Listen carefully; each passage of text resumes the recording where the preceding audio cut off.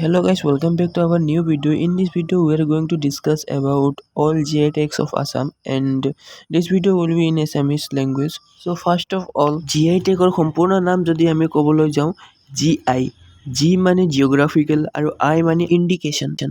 ইয়াৰ সম্পূৰ্ণ Assamese meaning যদি ক'বলৈ যাওঁ আমি GI tag হৈছে এটা চিহ্ন যিটো মূলতঃ কোনো সামগ্ৰী ইয়াৰ উৎপত্তি অঞ্চলৰ সৈতে সংযোগ কৰিবলৈ দিয়া হয়। এই GI টেগে প্ৰডাক্টৰ বিশেষত্ব বৰ্ণনা কৰে অথবা সহজ ভাষাত ক'বলৈ গ'লে GI টেগে কোনো বিশেষ সামগ্ৰী ক'ত উৎপাদিত হয় বা ক'ত তৈয়াৰ কৰা হয় সেই কথা কয়। তাৰোপৰি একেবাৰে সহজ অৰ্থত যিকোনো অঞ্চলৰ আঞ্চলিক উৎপাদন GI টেগৰ দ্বাৰা চিনাক্ত কৰা হয় তেতিয়া সেই সামগ্ৰী খ্যাতি দেশ আৰু বিশ্বত বিয়পি পৰে। তেতিয়া ইয়াক প্ৰমাণীকৰণ প্ৰক্ৰিয়া এটা হয় যাক GI টেগ অৰ্থাৎ জিঅ'গ্ৰাফিকেল ইণ্ডিকেশ্যন বুলি কোৱা হয়। যেনেদৰে আমাৰ গামোচাত আছিল।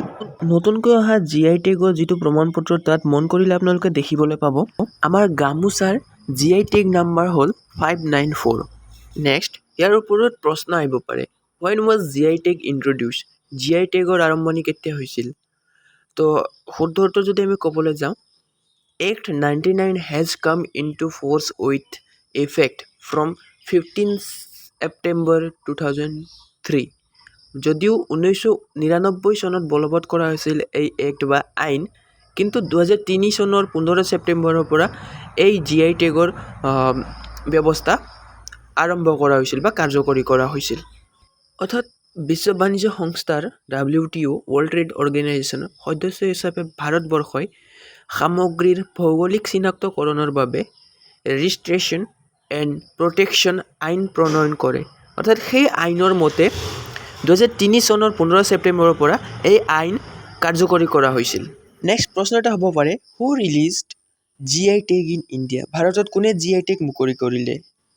তো উত্তৰ এনেকুৱা হ'ব, this tag are issued under department of industry promotion and international trade, ministry of commerce and industry, অৰ্থাৎ বাণিজ্য আৰু উদ্যোগ মন্ত্ৰালয়ৰ দ্বাৰা এই ব্যৱস্থা আৰম্ভ কৰা হৈছিল। নেক্সট, কিমান দিনলৈকে এই চাৰ্টিফিকেট ভেলিড হৈ থাকে? অৰ্থাৎ এই চাৰ্টিফিকেটৰো ভেলিডিটি আছে। তো এই registered GI shall be valid for 10 years, can be renewed on payment of renewal fees। ইয়াৰ অৰ্থ হ'ল পঞ্জীয়নভুক্ত GI টেগ 10 বছৰৰ বাবে বৈধ হ'ব আৰু নৱীকৰণ মাচুল পৰিশোধ কৰিলে নৱীকৰণ কৰিব পাৰি। অৰ্থাৎ 10 বছৰলৈকে ভেলিড থাকে আৰু ম্যাদ মুকলি যোৱাৰ পিছত আকৌ পইচা দি ৰিনিউ কৰিব পাৰি। নেক্সট এটা important question, which is the first GI tag product in Assam? অসমৰ প্ৰথম GI টেগ পোৱা প্ৰডাক্টটো কি হ'ল? তো ইয়াৰ শুদ্ধটো হ'ব মুগা চিল্ক। নট অনলি আছাম, মুগা silk is the first GI tag listed product in all over the north east. Here are some GI tag listed product names। তো আপোনালোকে দেখিবলৈ পাইছে আছাম অৰ্থডক্স টি। ইয়াৰ আছাম অৰ্থডক্স টি মানে স্পেচিফিক টি থাকে, কিছুমান সকলো T নহয়, কিছুমান টি থাকে চাহপাত থাকে। তো 2008 আৰু 9 বৰ্ষত পাইছিল আছাম মুগা চিল্ক লগো যিটো মানে আমি ইতিমধ্যে আলোচনা কৰোঁ চিল্ক মুগা। তো সেই চিল্ক মুগা এক্সপৰ্ট ইম্পৰ্ট কৰিবলৈ আমাক লগো লাগে। তো লগোটোও আমাৰ বাবে ইম্পৰ্টেণ্ট। চ' লগোটোও GI টেগ পাইছিল এণ্ড 2013 আৰু 14 পাইছিল। তো নেক্সট আছে কাৰ্বি আলং জিঞ্জাৰ, কাৰ্বি আলঙৰ আদা 2014 আৰু 15 চনত পাইছে। তেজপুৰ লিচি, তেজপুৰৰ লিচু ৰঙা লিচু যিটো থাকে তেজপুৰৰ লিচু 2014 আৰু 2015 পাইছিল, 2014-15 বৰ্ষত পাইছিল। জহা ৰাইচ, জহা চাউল 2016 আৰু 17 চনত। বকা চাউল আপোনাৰ বাক্সা চাইজত আপোনালোকে পাব পাৰে, গোটেই অসমতে পোৱা যায় কিন্তু মানে ৰিয়াৰ আৰু কিছুমান ঠাইত আজিকালিতো মানুহ খেতি নকৰাই হৈ গ'ল। তো বকা চাউল 2018 আৰু 19 পাইছিলে। তাৰপিছত কাজি নেমুটো আমাৰ ঘৰতে আছে কাজি নেমু বাৰু য'তে ত'তে পোৱা যায়, অসমত পোৱা যায়। তো 2019 আৰু 20 পাইছিল। চকুৱা ৰাইচ এক প্ৰকাৰৰ চাউল 2019 আৰু 20 পাইছিল। নেক্সট আছিল Judima, drink of Dimasa, Judima wine যিটো কোৱা হয়, তেওঁলোকৰ থলুৱা ৱাইন যিটো মানে ঘৰতে প্ৰস্তুত কৰা হয়, সেই ৱাইনেও পাইছিল 2021 আৰু 22। আৰু এটা ইয়াতে ৰৈ গ'ল গামোচা 2022 গামোচাই GI টেগ পাইছিল। ইয়াৰে ভিতৰত কেতিয়াবা প্ৰশ্ন হ'ব পাৰে which drink has Assam GI tag, মানে অসমৰ GI টেগ পোৱা ড্ৰিংক মানে যিটো মানে পনীয়া দ্ৰব্য ড্ৰিংক কি বুলি সুধিব পাৰে। তো Judima, a wine prepared from fermentation of rice, and it is traditional drink associated with the Dimasha people of Assam. তো চাউলৰ পৰা বনোৱা এক প্ৰকাৰৰ ৱাইন বুলিয়ে ক'ব লাগে আমাৰ লোকেল লেংগুৱেজত। তো ট্ৰেডিশ্যনেল এটা জুচ টাইপৰ হয়। তো ডিমাচা পিপুলে বনায়। চ' এই বস্তুটোও GI টেগ পাইছিল। নেক্সট আছে কাজি নেমু আৰু তেজপুৰ লিচি।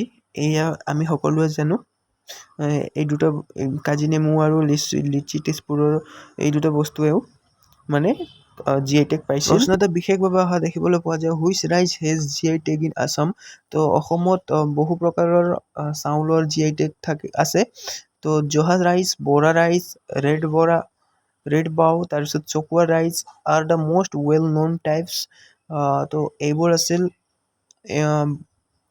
পপুলাৰ ৰাইচ যিকেইটাই মানে এই নামটোৱে মানে GI টেগ পাইছে। তো ইয়াৰ ভিতৰত এক্সট্ৰা কুৱেশ্যন এটা লওঁ which state has the highest GI tag in India 2023 কোনটো ষ্টেটে পাইছিল GI টেগ হায়েষ্ট। তো তামিলনাডু লিডছ উইথ 55 GI টেগছ, মানে 55টা বস্তুৰ সৈতে GI টেগ পাইছিল তামিলনাডুৱে 2023 বৰ্ষত।